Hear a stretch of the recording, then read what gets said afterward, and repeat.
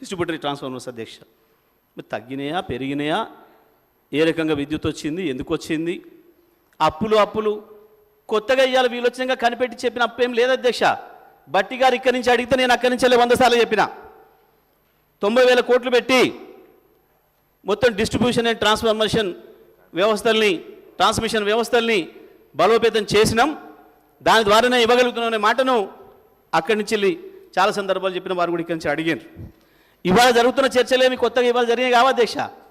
ఆ రోజు మొదటి టర్మ్లో బట్టి గారు కావచ్చు, జాన్ రెడ్డి గారు కావచ్చు, రెండవ టర్మ్లో బట్టి గారు కావచ్చు, శ్రీధర్బాబు గారు కావచ్చు, వీటన్నిటిపైన చర్చ చేసిండ్రు. ఆనాడు మేము ఇచ్చిన సమాధానాలు కూడా అసెంబ్లీ రికార్డులో ఉన్నాయి అధ్యక్ష. కానీ ఇవాళ మేము ఏందో మాట్లాడి మసిమసి మారకాయ చేస్తామని అనుకుంటే సాధ్యం కాదు. ప్రజల దృష్టిలో ఉన్నాయి అధ్యక్ష ఇవన్నీ కూడా. కన్జ్యూమర్స్కు సంబంధించిన డేటా కూడా అధ్యక్ష. అగ్రికల్చర్ సర్వీసులు ఆనాడు 19 లక్షలు ఉన్నాయి, ఇవాళ 28 లక్షలు అయినాయి అధ్యక్ష. టోటల్ సర్వీసెస్ ఆనాడు 1,11,00,000 ఉంటే ఇవాళ 1,83,00,000 అయినాయి అధ్యక్ష. దీని కొరకే విద్యుత్ సంస్థలు అప్పులు చేసినాయి తప్ప మరి ఎట్లా చేస్తారు అధ్యక్ష. వీరు కూడా కాంట్రాక్టర్లు ఉన్నారు, చాలామంది చాలా ఫైనాన్షియల్ ఇన్స్టిట్యూషన్స్ నిర్వహించే వాళ్ళు ఉన్నారు, మంత్రివర్గంలో కూడా ఉన్నారు అధ్యక్ష. మా చేతికి వచ్చిన నాడే 24,000 కోట్ల అప్పుతో వచ్చింది అధ్యక్ష విద్యుత్ రంగం. మరి తెల్లారి ఈ ట్రాన్స్ఫార్మర్లన్నీ పెట్టాలంటే ఏమైనా మంత్రాలు వేస్తే అయ్యేది ఉండేనా అధ్యక్ష? మంత్రాలతో అభివృద్ధి జరుగుద్దా? మంత్రాలతో లైన్లు నిర్మాణం అవుతాయా? సబ్స్టేషన్లు నిర్మాణం అవుతాయా? జనరేటింగ్ స్టేషన్లు నిర్మాణం అవుతాయా? మరి ఆడికెళ్ళి తెచ్చి కడతారు? తప్పకుండా అప్పే తెచ్చి కట్టాలి, దాన్ని సంపాదించాలి, తీర్చాలి. రాష్ట్రానికి చేసిన అప్పు కావచ్చు, విద్యుత్ సంస్థలు కార్పొరేషన్లు చేసిన అప్పులనే కావచ్చు. ఇది చాలా స్పష్టమైన విషయం. బహిరంగంగా సీఎం గారు స్పష్టంగా చెప్పిండు, అవును అప్పు చేస్తున్నాం ఈ రాష్ట్ర అభివృద్ధి కొరకు, మాకు ఇచ్చిపోయినాడు, అప్పుతోనే ఇచ్చిపోయినారు, మేము ఇట్లా ప్రింట్ చేసేది ఉండేనా? మరి పైసలు ప్రింట్ చేసి చేస్తాయి ఏమన్నా ప్రభుత్వాలు, రాష్ట్ర ప్రభుత్వాలు? కేంద్రం ఎప్పుడైనా చేస్తుండొచ్చు, ఆర్థిక పరిస్థితుల్ని చక్కదిద్దడానికి ఏదైనా మాన్యం వచ్చినప్పుడు ఏదైనా ప్రింట్ చేస్తే చేసి ఉండొచ్చు అదనంగా. కానీ ఆ అధికారం మనకు లేదు కదా, రాష్ట్రాలకి అప్పు తెచ్చుకోవడం తప్ప మార్గం లేదు కదా. ఇంత స్పష్టంగా ఉన్న విషయాన్ని కొత్తగా వీళ్ళేదో ఇప్పుడు కనిపెట్టినట్టు, ఆడేదో జరిగిపోతే వీళ్ళు దొరకబట్టినట్టు, కలుగు నుంచి బయటికి తెచ్చినట్టు ఎందుకు ప్రజలు భ్రమింపజేసే ప్రయత్నం చేస్తున్నారు?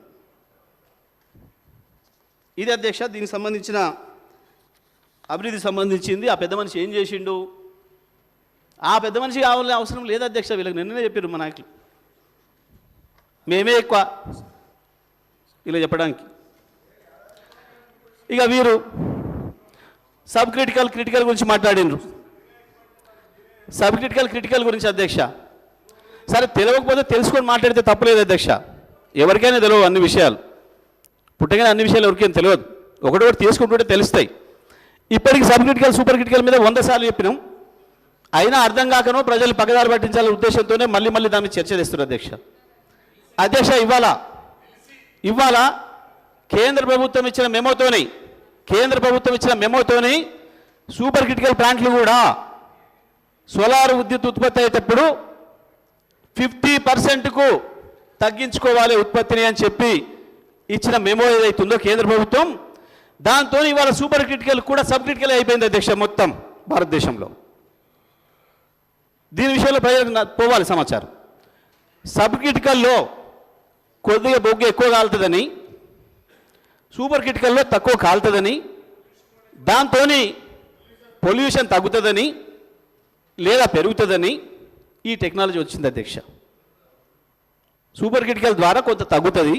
అప్పటి వరకు ప్రపంచంలో మొత్తం 2014 ముందు మొత్తం ప్రపంచం సబ్ క్రిటికలే. ఈ 800 మెగావాట్ల పైన ఉత్పత్తి చేసే పరిస్థితి వచ్చిన టెక్నాలజీని తయారు చేసిన తర్వాత దీనికి సూపర్ క్రిటికల్ అని పేరు పెట్టారు, దానికి సబ్ క్రిటికల్ పేరు పెట్టారు. అలా మన రాష్ట్రంలో కావచ్చు, భారతదేశంలో కావచ్చు, ఎన్టీపీసీ ఆధ్వర్యంలో నడుస్తున్నాయి కావచ్చు, ఏ ప్రభుత్వ రంగ సంస్థల ఆధ్వర్యంలో జరిగినాయైనా నిర్మాణం అయినాయన్నా అన్నీ కూడా సబ్ క్రిటికల్ టెక్నాలజీ అధ్యక్ష. మనం వచ్చే నాటికి ఉన్న కరెంటు ఇబ్బందుల్లో మనకి ఇబ్బందులు ఉండగా, ఇంతకుముందు వారు చెప్పారు జనాభా తక్కువ ఎక్కువ ఇచ్చిండ్రు రేపు ప్రమాదం వస్తుందని. కాదు అధ్యక్ష, ఆ రోజు యూటిలైజేషన్ ఎంత ఉందో చూసి దాని ప్రకారం ఇచ్చిండ్రు. తెలంగాణ ప్రాంతంలో ఎంత యూటిలైజ్ అవుతుంది కరెంటు, అక్కడ ఎంత అవుతుందని చూసి దాని ప్రకారం కేంద్రం చట్టంలో పెట్టింది అధ్యక్ష. దాని ప్రకారం కూడా వీళ్ళ దోస్తు చంద్రబాబు నాయుడు గారు ఇవ్వలే మనకు. మొత్తం కేవలం కుట్రపూరితంగా సీలేరు ప్రాజెక్టు కొట్టేయడానికి 7 మండలాలు తీసుకున్నాడు అధ్యక్ష. ఆయన ముంపు కొరకే తీసుకుంటానని అనుకుంటే అంత అవసరం లేదు అధ్యక్ష. కేవలం సీలేరు కొట్టేయడం కూడా తీసుకున్నాడు ఆనాడు మేము అది కూడా చెప్పినాం. అంతేకాదు మనకు ఇవ్వాల్సిన షేరు ఆ రాష్ట్రం నుంచి ఇవ్వకపోగా మనం ప్రైవేట్ వాళ్ళ దగ్గర కొనుక్కుందామని ప్రయత్నం చేసినా వాళ్ళని కూడా పిలిచి భయపెట్టించే పనిచేసినారు ఆనాడు. అటువంటి పరిస్థితులలో డిమాండ్ పెరుగుతుంది బాగా, ఎంత వీలైతే అంత తొందరగా మనం దాన్ని చేరుకోవాలి డిమాండ్ తగ్గట్టుగా అని చెప్పి ఆ రోజు BHEL అధ్యక్ష, ఇప్పుడు కూడా మేము చెప్తున్నాం, BHEL ప్రభుత్వ రంగ సంస్థ, కేంద్ర ప్రభుత్వ రంగ సంస్థ, మన రాష్ట్ర ప్రభుత్వ రంగ సంస్థలు ట్రాన్స్కో జెన్కో.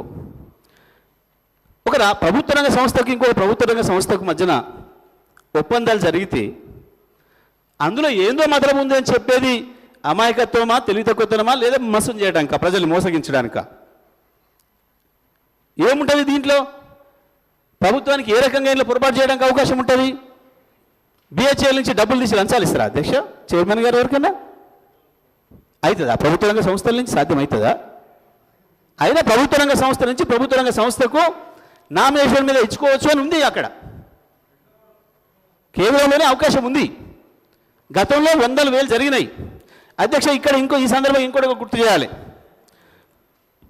సేమ్ టైంలో ఇక్కడ తెలంగాణలో మనం BHELకి ఇచ్చినాడే ఆంధ్రప్రదేశ్లో కూడా 2 పవర్ ప్లాంట్ల నిర్మాణం చేయడానికి పూనుకున్నారు. ఒకటి విజయవాడ దగ్గర, ఇంకొకటి కృష్ణపట్నంలో. విజయవాడ దగ్గర 800 మెగావాట్ల ఏదైతే వాళ్ళు నిర్మాణం చేయదలుచుకున్నారో ఆ ప్లాంటు 2007 కోట్లకు మిషనరీకి BHELకి నామినేషన్ మీద ఇచ్చారు అధ్యక్ష. మిగతాది 2,500 కోట్లకు పైగా ఓపెన్ టెండర్లో పిలిచారు అధ్యక్ష.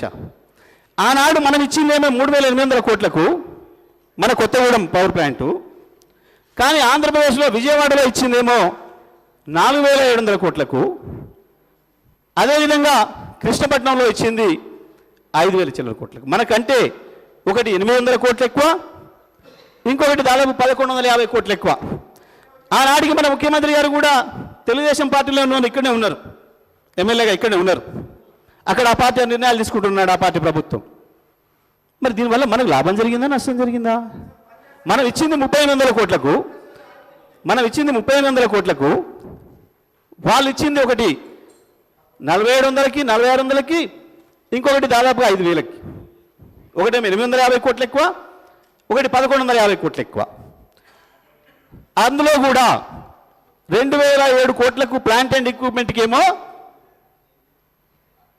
BHELకి నామినేషన్ మీదనే ఇచ్చిండ్రు. దిస్ ఈజ్ ఆన్ రికార్డ్, నేను చెప్తా ఉన్నా అధ్యక్ష. ఇంత స్పష్టంగా ఉన్నాయి. ఛత్తీస్గఢ్ పవర్కి మనం ఆనాడు పే చేసింది ₹3.90. ఇవాళ NTPC నుంచి, రామగుండం NTPC నుంచి తీసుకుంటున్న దానికి నాకు తెలిసి ₹3.60, ₹5.60, 70 చెల్లిస్తున్నారు. ఇది నిజమా కాదా?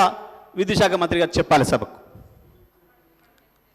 మనం ఆనాడు 10 ఏళ్ల కిందనే ₹3.90 తీసుకొస్తే ఇవాళ NTPCకి వీళ్ళు చెల్లిస్తున్నది ₹5.60, 70 అని నాకు సమాచారం ఉంది.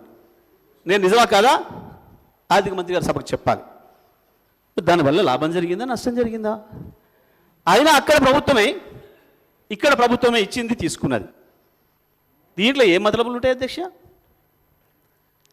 మతలబుల సంగతి మీకెరక బాగా.